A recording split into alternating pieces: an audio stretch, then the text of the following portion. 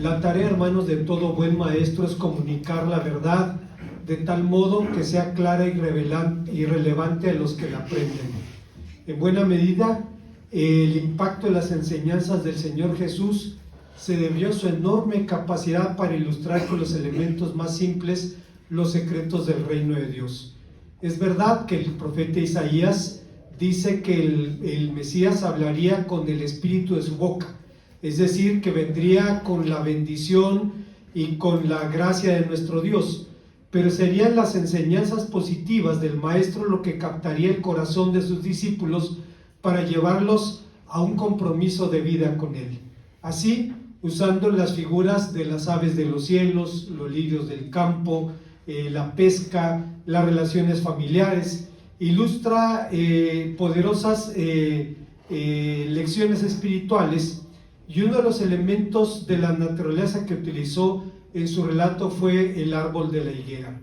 Este era un árbol común en la geografía palestina, sería más o menos el equivalente al mezquite en el semidesierto mexicano, un árbol frutal resistente, y junto con la vid, la higuera era una figura frecuente en metáforas bíblicas. Si usted recuerda, cuando se habla de los días de paz, siempre se dice cada uno debajo de su vid, cada uno debajo de su higuera. Así que era inevitable que el Señor empleara esta figura con un elemento coloquial para representar las verdades del Evangelio. En su parábola de la higuera, el Señor nos recordó que las bendiciones que hemos recibido vienen de la gracia. Nos habla de la responsabilidad que estas bendiciones traen aparejadas y la realidad ineludible de que un día tendremos que dar cuentas a Dios por las cosas que nos ha dado. ¿Qué demandas contiene esta parábola? ¿Con qué advertencia nos enfrenta? ¿Qué aplicaciones prácticas podemos encontrar en ella? Veamos, hermanos, las respuestas que el texto nos ofrece. Antes, hermanos, de pensar en las enseñanzas de este pasaje, quisiera mencionar el hecho de que cuando tenemos la bendición de crecer en un ambiente, en una cultura donde más o menos estamos familiarizados con las enseñanzas de Jesucristo, con la Biblia, me refiero en nuestro caso, aunque es un país mayoritariamente católico, la gente sabe quién es Cristo, la gente tiene más o menos una noción de lo que la palabra de Dios nos dice acerca de Él, y no nos sorprende mucho encontrar en los relatos evangélicos situaciones que hablan de su vida, de su obra, de sus enseñanzas, pero no es así en todos los casos. Hay culturas en donde más bien esto es la excepción, y he hablado en otras ocasiones de un video que vi hace algún tiempo de una pareja de judíos israelíes que viven en el Negev, en la parte sur del estado de Israel, a quienes se les compartió un Nuevo Testamento, se les compartió el Evangelio, y dice, recibieron por una cortesía forzada el Nuevo Testamento, pero por curiosidad lo empezaron a leer. Dice, y fueron de sorpresa en sorpresa. La primera sorpresa fue descubrir que Jesucristo no era romano. Dice, porque es el que no era italiano, porque es el que predican los católicos romanos. Pensaban esta pareja y entonces pues debe ser un italiano. Dice, fue una sorpresa encontrar que era judío. Y no solo judío, sino muy judío. Veían la vida de un judío practicante. Y en la medida en que iban profundizando en las enseñanzas de Jesucristo, iban siendo desafiados y confrontados por su mensaje, hasta que llegaron a la cuestión final de si realmente Jesús es quien decía ser. Y dice, había una barrera contra la cual se topaba toda posibilidad de aceptar a Jesucristo como quien dijo ser, y era la pregunta de si Dios podía hacerse hombre, y la respuesta de los rabinos típicamente era, Dios no puede hacerse hombre. Pero ellos se preguntaron, ¿y si quiso hacerlo? ¿Hay algo imposible para Él? Y dice, entonces se cayó la venda de los ojos, y entonces pudieron ver allí, ver sus enseñanzas, ver los contenidos del Evangelio, ver que con el Espíritu del Señor proclamaba las verdades del reino y las comunicaba de manera tan creativa que utilizaba los elementos más coloquiales para ilustrar las verdades del reino. y siendo que la higuera es uno de los árboles más comunes en la geografía de Palestina, no es casualidad que lo utilizara, como ocurre también en la Biblia, en una de sus parábolas. En este caso, en la parábola de la higuera estéril, que tiene cuando menos 3 enseñanzas para nosotros. En primer lugar, esta parábola nos enseña que todo privilegio es evidencia de la gracia de Dios. Es normal y casi inevitable que nos acostumbremos a las cosas buenas de la vida. Podemos dar por sentada la vida misma, la salud, el sustento diario, la familia, que podemos considerar como elementos imprescindibles de la existencia, es decir, bendiciones o que nos hemos ganado o que hemos recibido por derecho propio. Hay personas que piensan que han trabajado lo suficiente para merecer todas estas cosas, pero la Biblia nos enseña que no son otra cosa sino expresiones de la gracia de Dios. No es necesario esforzarnos mucho para en el andar de la vida descubrir cuán frágiles somos, para en el andar de la vida descubrir que nuestra existencia depende de un hilo, y ese hilo es la voluntad de Dios, que nos sustenta y nos sostiene hasta el día que ha determinado para nosotros. El culto del domingo pasado, a las 12, en las pantallas estaba la fotografía de hermanos de nuestra iglesia que nos dejaron el año pasado. Estaba el hermano Jesús Zamora, estaba el hermano Juan Hurtado, estaba el hermano Eric Hermes, y estaban las fotos de ellos allí. Y decíamos, los que lo vimos, eran fotos representativas de ellos. Cuando usted ve la figura fuerte, entusiasta de Eric era así. Cuando ve al hermano Zamora sentado como un patriarca, el hermano Hurtado igual. Pero hermanos, aunque en el caso de mi hermano Jesús y de mi hermano Juan rebasaban los 90 años, y con ello por mucho el promedio de la esperanza de vida de los cristianos, y la muerte se toma como el paso siguiente debido a la edad, nunca hubiéramos pensado así, por ejemplo, el hermano Eric Hermes.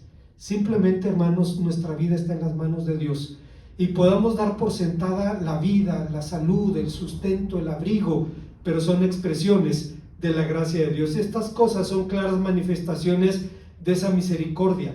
Si usted recuerda, la gracia es definida como un favor inmerecido, y la parábola de la higuera estéril gira precisamente en torno a esta verdad.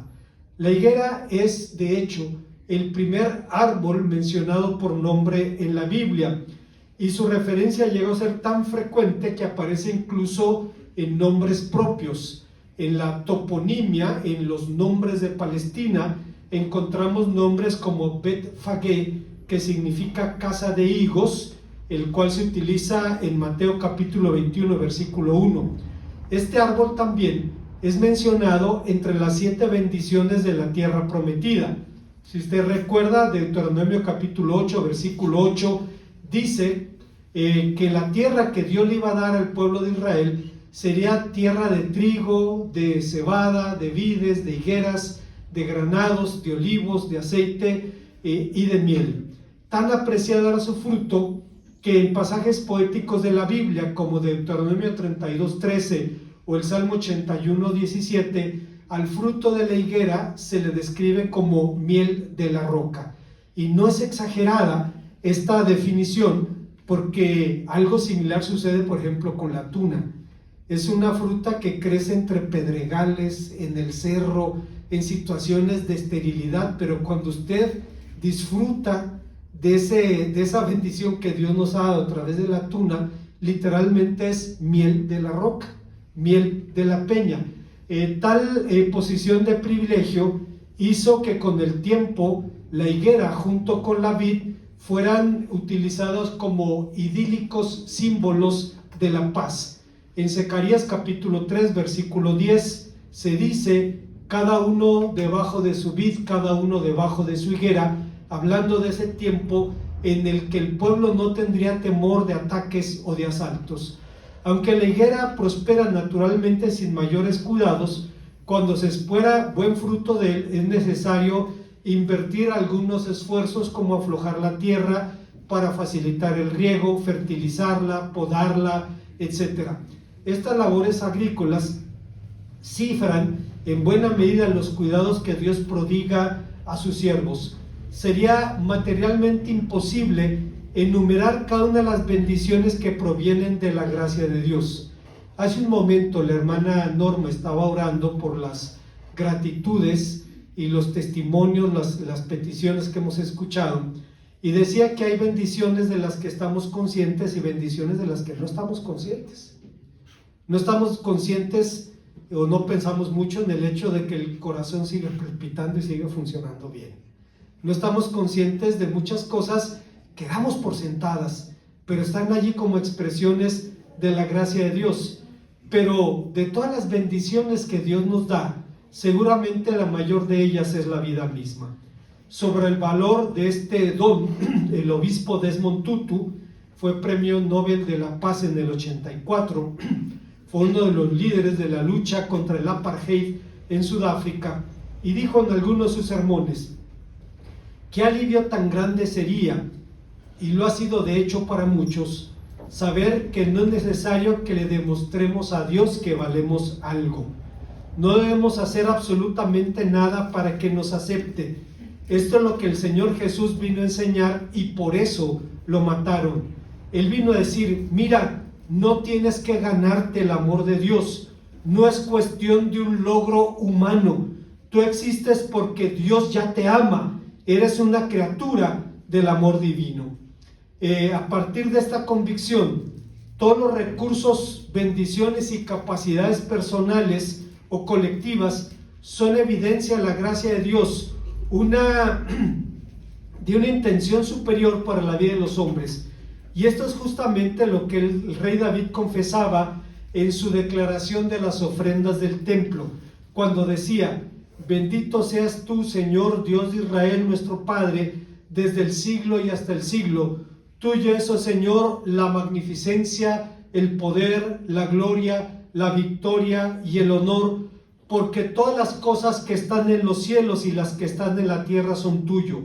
Tuyo, oh Señor, es el reino, y tú eres excelso sobre todos. Las riquezas y la gloria proceden de ti, y tú dominas sobre todo. En tu mano está la fuerza y el poder, en tu mano el hacer grande y dar poder a todos. Ahora pues, Señor nuestro, nosotros alabamos y loamos tu glorioso nombre, porque ¿quién soy yo y quién es mi pueblo para que pudiéramos ofrecer voluntariamente cosas semejantes?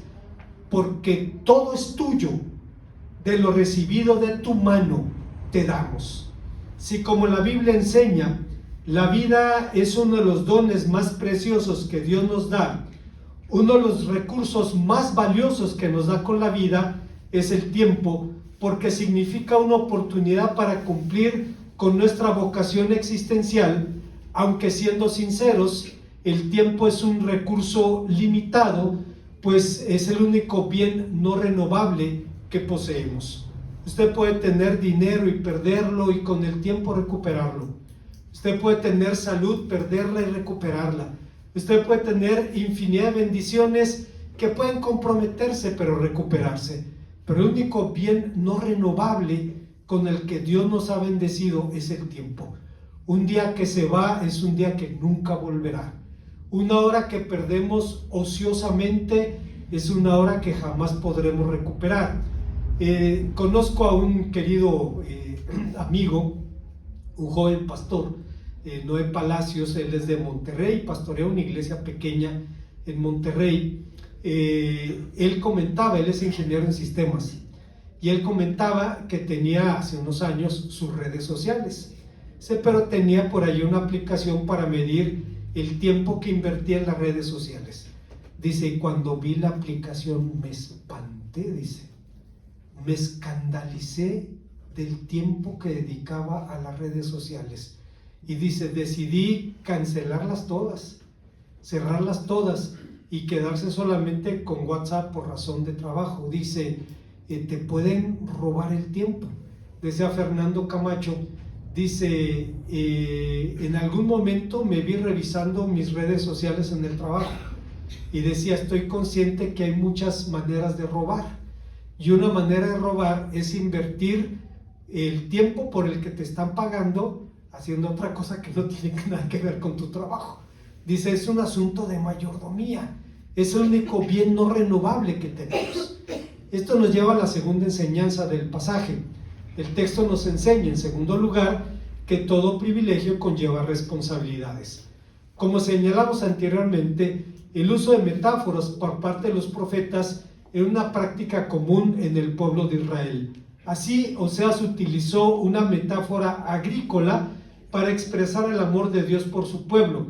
Por medio de la figura de la higuera y de la vid, describió el gozo divino, el gozo de Dios al crear a su pueblo.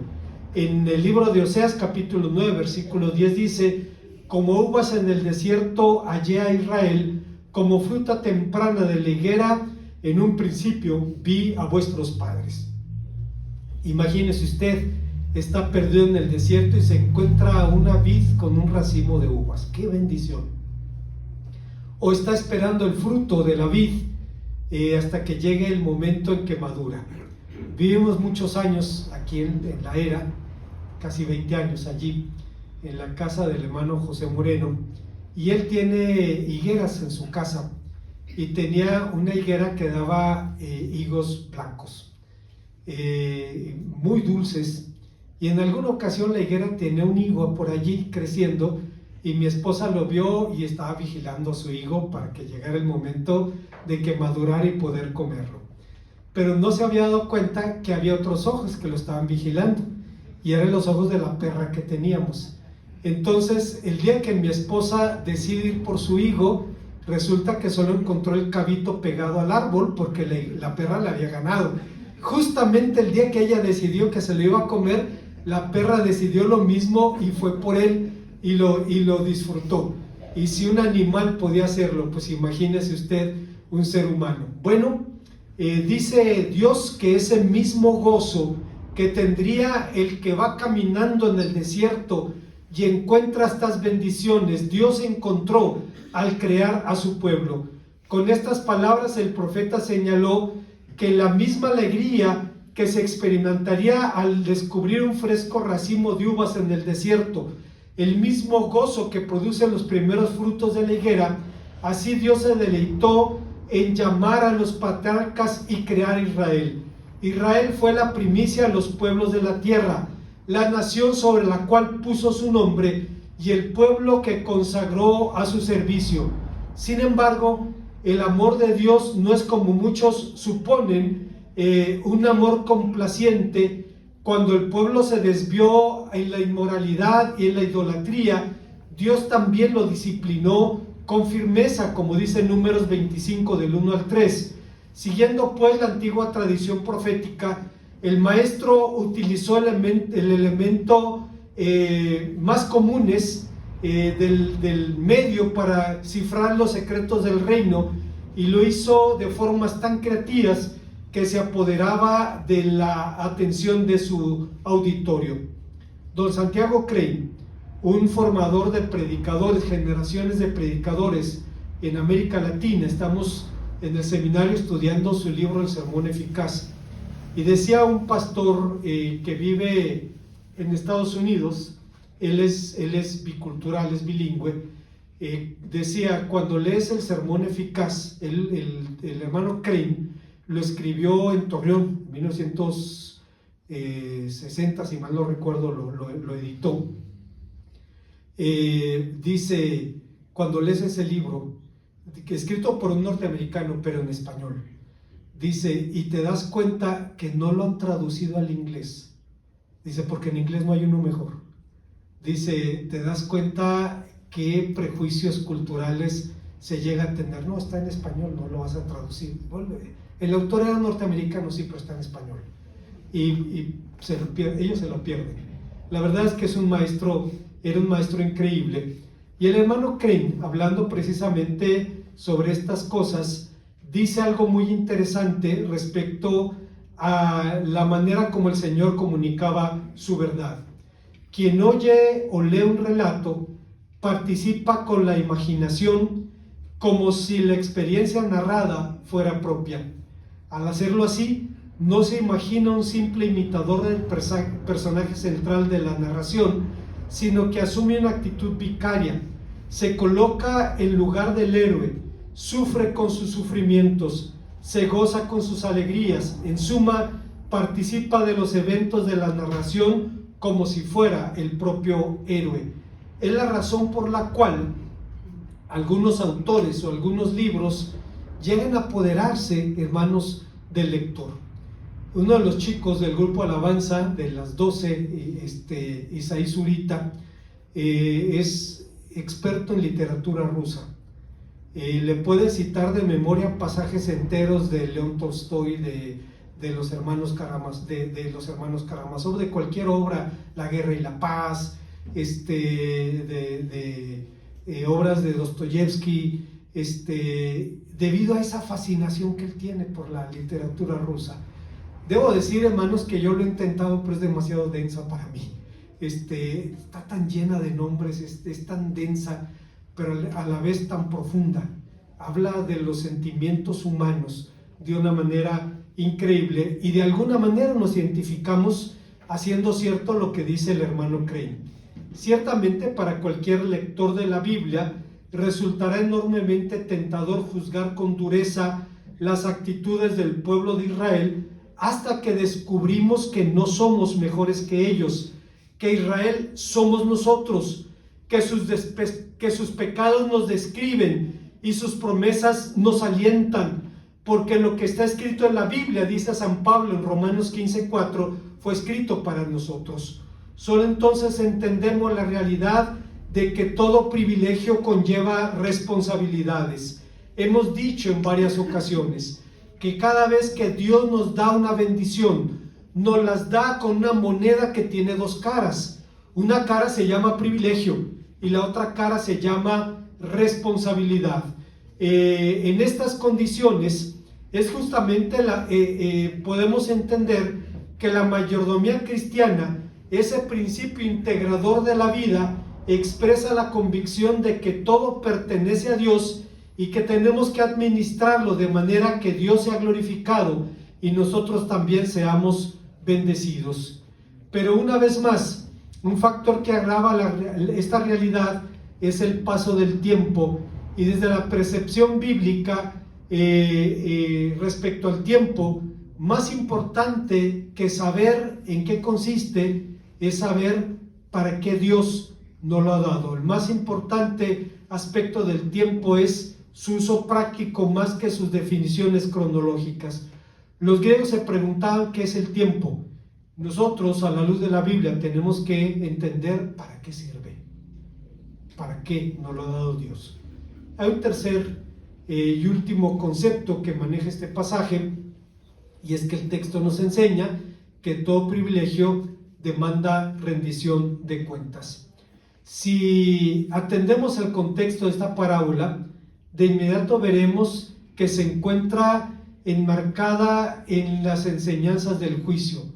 Más aún, la parábola de higuera estéril se encuentra entre las denominadas parábolas de la catástrofe, es decir, aquella serie de metáforas que advierten del juicio divino frente al cual tendremos que comparecer. Sobre este grupo de parábolas, un erudito bíblico, Joaquín Jeremías, afirmaba: el mensaje de Jesucristo no solo es anuncio de salvación, también de desastre, advertencia e invitación al arrepentimiento ante la seriedad terrible del momento. El número de parábolas que pertenecen a este grupo es grande, aterradoramente grande, porque Jesús no cesó de levantar su voz en el empeño de abrir los ojos a un pueblo cegado.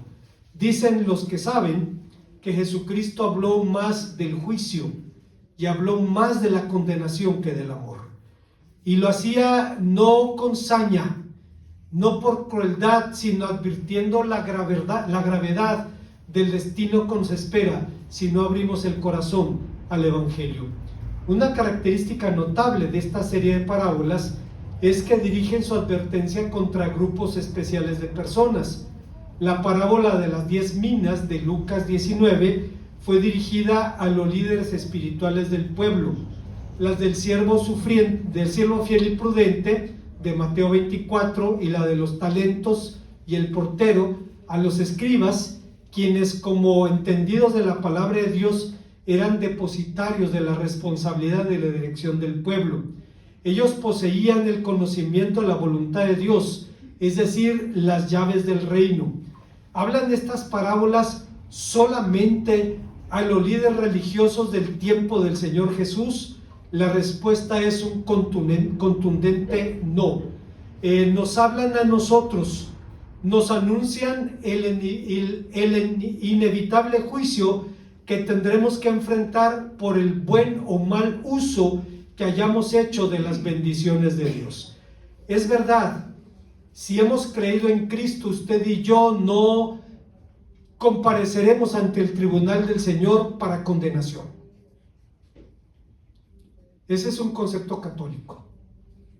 En el concepto católico es una tragedia, hermanos, perdón, pero la idea es un equilibrio entre el debe y el haber. Y hoy cometió un pecado, entonces tiene que confesarlo y tiene que hacer una reparación o una buena obra, y esto se repite toda la vida, pero para ellos, a final de cuentas, lo más importante no es cómo vives, sino cómo mueres. Es decir, que en el último momento pueda morir en estado de gracia, y ya con eso la libra la persona. No es lo que enseña la Biblia. Usted y yo no compareceremos ante el tribunal del Señor para condenación, lo haremos para galardón, para que Dios premie la fidelidad y la reconozca. Así que junto a la verdad de un ineludable amor divino, debemos reconocer la verdad de un juicio inapelable. Pero por esta razón, tanto Dios como Cristo en el Nuevo Testamento son denominados krites, término griego que significa juez. Hechos 10:42, 2 Timoteo 4:8, Hebreos 12:23, Santiago 4:12, 5:9, etc. Así, la Biblia enseña que las acciones secretas de los hombres, Romanos 2:15, serán juzgadas por el Señor, que Cristo juzgará a los vivos y a los muertos, que juzgará al mundo entero, y que cada uno tendrá que dar cuenta a Dios de sus obras. Y una de las más grandes bendiciones que un cristiano evangélico puede reconocer es la bendición de la justificación por fe. Sola fide se convirtió en el grito de guerra de la Reforma Protestante, pero también en un mensaje de esperanza y motivo de regocijo para millones de seres humanos. Como dijo Bonhoeffer, sin embargo, puesto que el espíritu humano está siempre buscando dónde comprar una gracia más barata, bien pronto esta sublime verdad evangélica fue profanada y convertida en antro de indolencia, bastión de la justificación propia. Pues algunos dicen, si he sido justificado por la fe sin obras, entonces no necesito esforzarme mucho por algo que ya he recibido.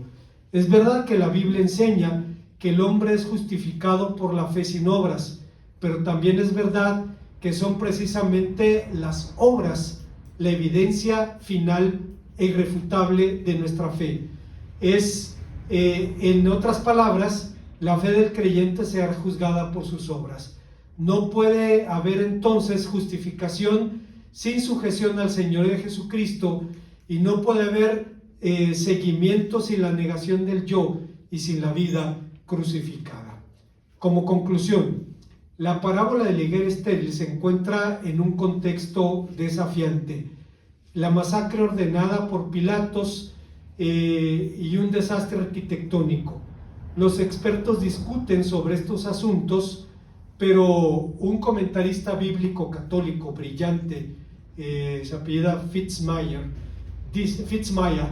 dice: esta parábola de Jesús, al venir inmediatamente después de repetida llamada a la conversión en los versículos 3 y 5, cobra un significado decididamente ominoso. Es posible que los galileos murieran por causa de la perversidad de otro ser humano, y que los 18 judíos aplastados por la torre murieron solo por accidente. No es el caso de la higuera estéril. La higuera tiene que morir porque no dio fruto, porque no es más que un parásito. En definitiva, ese es su pecado más grande. La culpabilidad de la parábola de las continuas dilaciones y de la falta de decisión personal es verdaderamente grave, mucho más que la que pueda suponer una muerte violenta o un accidente inesperado. El mensaje de la parábola insiste en que ya ha concluido la última oportunidad para poner fin a la pereza y las innecesarias dilaciones y transformar la actitud en verdaderos frutos de conversión. Lo que Fitzmay está diciendo es: Cristo habló de unos galileos que fueron masacrados por orden de Pilatos, y habló de que cuando se estaba construyendo el acueducto de Jerusalén, una torre cayó y mató a 18.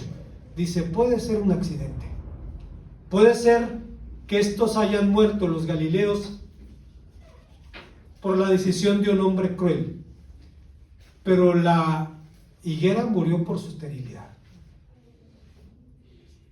Y la esterilidad de la higuera representa la dilación, la tardanza, la falta de compromiso con el llamado que el Señor os ha hecho. A pesar de que la parábola de la higuera estéril ha sido calificada entre las parábolas del desastre, su intención última es un mensaje de esperanza. En la parábola, la súplica del labrador, déjala todavía este año hasta que yo cabe alrededor de ella y la abone, y si diere fruto bien, y si no, la cortarás después, nos enseña que Dios puede dar segundas oportunidades, como lo hizo con algunos de sus mejores siervos. Lo hizo con Pedro, lo hizo con Marcos, lo hizo con Pablo. Él es un Dios infinitamente misericordioso con aquellos que caen, pero se vuelven a levantar. Tal es la misericordia de Dios aún con el rebelde, pero no debemos olvidar que existe también una oportunidad final. Hay una línea entre nosotros, que nosotros no vemos y cruza todo el sendero. Es el límite secreto de la paciencia y la ira divina. Oh Dios, ¿dónde está la línea misteriosa que cruza nuestro camino, del que Dios ha prometido se pierden los que cruzarla osan? ¿Hasta dónde puede llegar el pecado? ¿Cuánto tiempo espera la misericordia? ¿Dónde toca término la gracia y empieza el fin del reprobado? Un año nuevo siempre es una nueva oportunidad, pero la parábola nos enseña, puede ser la última. Oremos a nuestro Dios. Gracias, Padre Santo, por tu palabra, porque nos permites venir a ella y encontrar advertencias, pero también promesas de fidelidad de parte tuya.